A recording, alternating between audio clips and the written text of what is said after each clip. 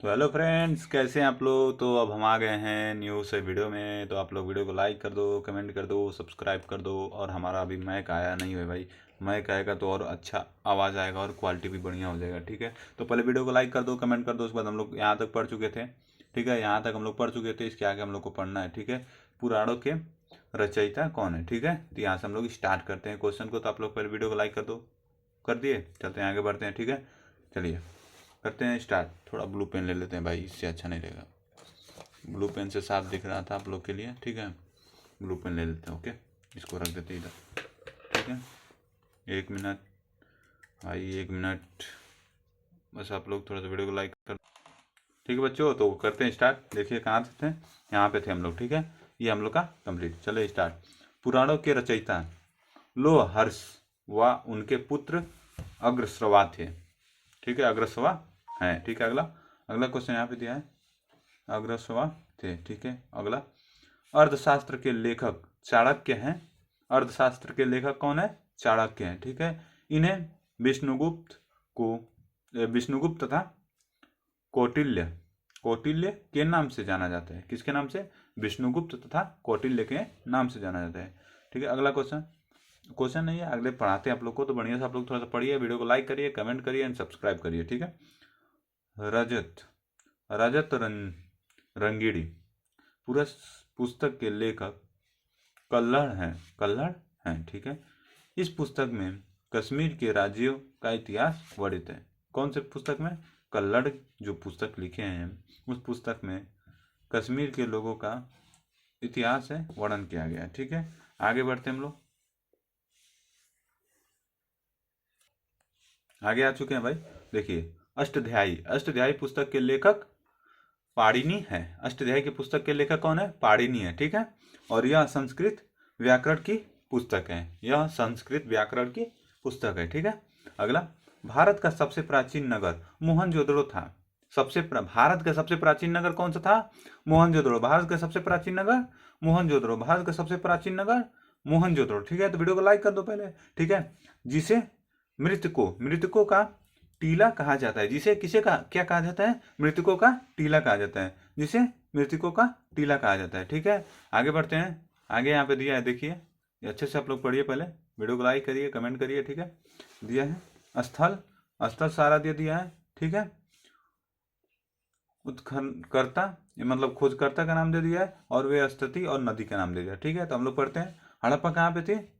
किसने खोज की थी? हड़प्पा की खोज किसने की थी? दयाराम साहनी ने। ठीक है, कहाँ पे है ये? पाकिस्तान में है। और किस नदी किनारे है? तो रावी नदी किनारे है। ठीक है, अगला क्वेश्चन है मोहनजोदड़ो। मोहनजोदड़ो मोहनजोदड़ो किसने खोज की थी मोहनजोदड़ो को? ठीक है, तो किसने की थी? राखाल दास बनर्जी ने। राखाल दास बनर्जी ने। कहाँ पे ये?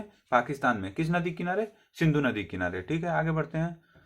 चन्नुद चन्नुद चन्नुद चनुद्रो किसने की थी? अर्नेस्ट मैके ने। किसने की थी? अर्नेस्ट मैके ने। ये कहाँ पे स्थित है? पाकिस्तान में। कहाँ पे स्थित है? पाकिस्तान में। पाकिस्तान में। ठीक है, और कहाँ किस नदी किनारे है? सिंधु नदी किनारे। ठीक है, अगला, रोपड़। रोपड़ किसने खोज की थी? यज्ञ दंत ने की। यज्ञ दंत शर्मा ने की थी। ठीक है, कहाँ पे है? तो पंजाब में है। कहाँ पे? पंजाब, भारत पंजाब में है। ठीक है, और किस नदी किनारे है? तो सतलज नदी किनारे। ठीक है, आगे, कालीबंगा। कालीबंगा की खोज किसने की थी? तो बाल कृष्ण थापर। किसने की थी? बाल कृष्ण थापर ने। कहाँ पे है? राजस्थान। राजस्थान में ना। और कहाँ पे है? किस नदी किनारे है? घगर। किसके? घगर नदी किनारे। ठीक है, अगला, आगे थोड़ा ऊपर कर लेते हैं हम लोग।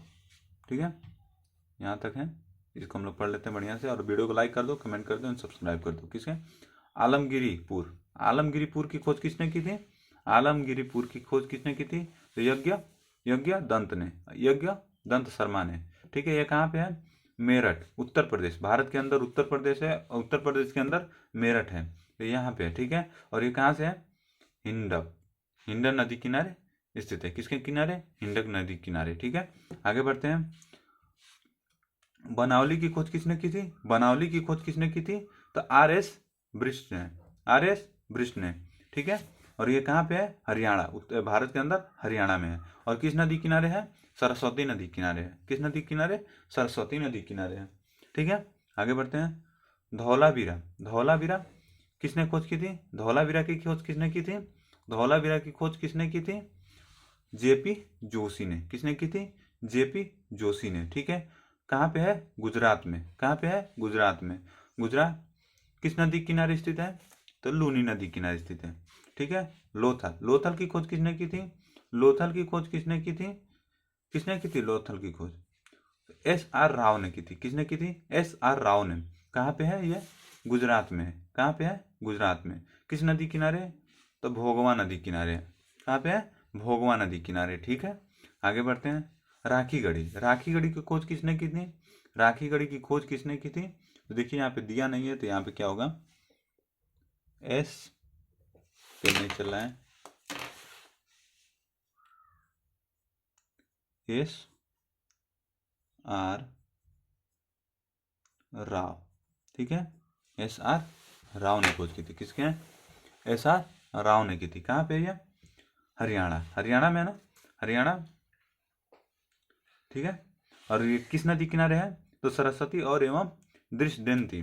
किस नदी किनारे? सरस्वती एवं दृष्टदंती। ठीक है, आगे बढ़ते हैं सिंधु घाटी सभ्यता की तरफ। ठीक है, तो वीडियो को लाइक कर दो, कमेंट कर दो, सब्सक्राइब कर दो। सिंधु घाटी सभ्यता की तरफ चलते हैं। सिंधु घाटी सभ्यता, सिंधु घाटी एवं हड़प्पा सभ्यता। ठीक है, सिंधु घाटी एवं हड़प्पा सभ्यता। तो सिंधु घाटी सभ्यता का काल 2500 ईस्वी पूर्व से 1750 ईस्वी पूर्व था। कब था? सिंधु घाटी सभ्यता का काल कब से कब तक था? तो 2500 ईस्वी पूर्व से लेके 1750 ईस्वी पूर्व तक था। ठीक है, आगे बढ़ते हैं। सिंधु घाटी सभ्यता का खोज किसने किया था? खोज किसने किया था सिंधु घाटी सभ्यता का? किसने किया था? तो राय बहादुर दयाराम साहनी ने। ठीक है, राय बहादुर दयाराम साहनी ने 1921 में की थी। ठीक है, सिंधु घाटी सभ्यता की खोज 1921 में की थी। ठीक है, तो आप लोग मेरे बातों को पूरा बढ़िया से ध्यान रखिएगा और पढ़िएगा। ठीक है, अगला, सिंधु घाटी सभ्यता का प्रमुख बंदरगाह कौन सा है? किसे माना जाता है?